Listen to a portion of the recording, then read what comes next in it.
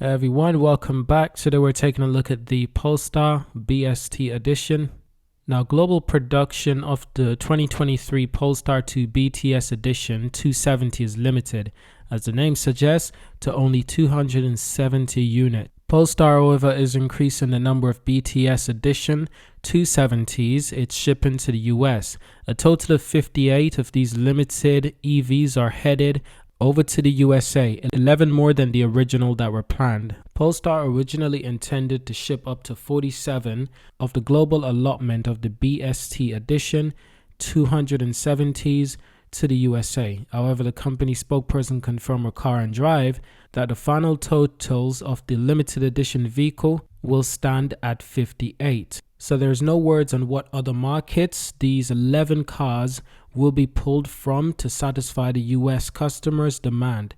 Now, while much of the Polestar 2 BTS edition kit is exclusive to low volume models, its powertrain, extra power with 469 horsepower, 502 pound-feet of torque, the BST edition 270 two electric motors produce an additional 67 horses and 15 pound-feet of torque relative to the standard dual motor 2. For 2023, the electric motor for all-wheel drive Polestar 2 BST edition, equipped with the $5,500 performance package, produced the same 469 horsepower and 502 pound-feet of torque twist as the BST edition 270. Polestar even offers this extra power and torque as a $1,195 over-the-air software updates for owners of qualified older dual model.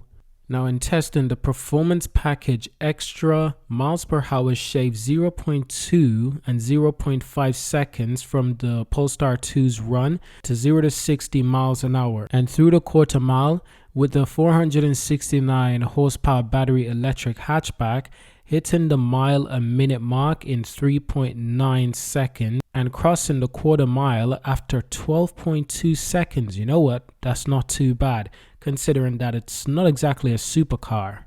Now, in additional news, I got this article from Motor Biscuit. The worst luxury electric car is still pretty good according to the US News. Polestar has gained traction in the competitive electric vehicle market for its luxurious models, but the company has found itself at the bottom of recent list of luxury electric cars. The Polestar 2 ranks at the bottom of the list from the US News, but this does not mean that the electric sedan is a bad car. And in my personal opinion, of course the Polestar 2 is not a bad car. I've driven that car and it is sweet to drive. Super comfortable in the front and in the back. Seriously, that car is wicked. So for everyone who's wondering, this is the list of the top best luxury electric cars for 2022 in America. Now, of course, they also put 2023 in the article name, but I don't really believe this because we're only 2 days into 2023, 3 days in. So how would we know what customers think of electric vehicles in 2023 when there'll be new luxury vehicles coming to the market? Now, what's really amazing that the first to top that list is the 2022 Mercedes-Benz EQS sedan. Lucid is second, BMW is third, fourth is Tesla, but all the way down on the list, the amazing thing is that the Audi e-tron GT is only seventh. That's wild. I honestly thought this would be much higher. Not to mention, Polestar is one of the cheapest cars on this list of cars. But a good takeaway from all of this is that the Polestar 2 and the BMW i4, they're actually very close. Polestar is 8th, the BMW is 6th. That's actually pretty damn close. And look at the comparative score. Polestar get an 8.3, which is still pretty good out of 10. The BMW i4 gets a 8.6. So that's only 0.3 points difference. That's really good. And what a big surprise. At the bottom, there's a Porsche Taycan. That looks more like the Cross Turismo for 2023, but this is based on all 2022 opinions. So it is strange that the normal Porsche Taycan isn't further up on this list, like the Porsche Taycan Turbo. It should be further up on this list. I don't find it anywhere. I might talk about this in a separate video. It's very interesting. But it looks like the BMW is the clear winner, 0.1 point above the Lucid Air. Very impressive. As we know, the Lucid Air vehicle was basically built for the American market with the Americans in mind. So it takes on a very different identity. So essentially, they're saying that Polestar ranks as one of the worst luxurious car in the US amongst US consumers.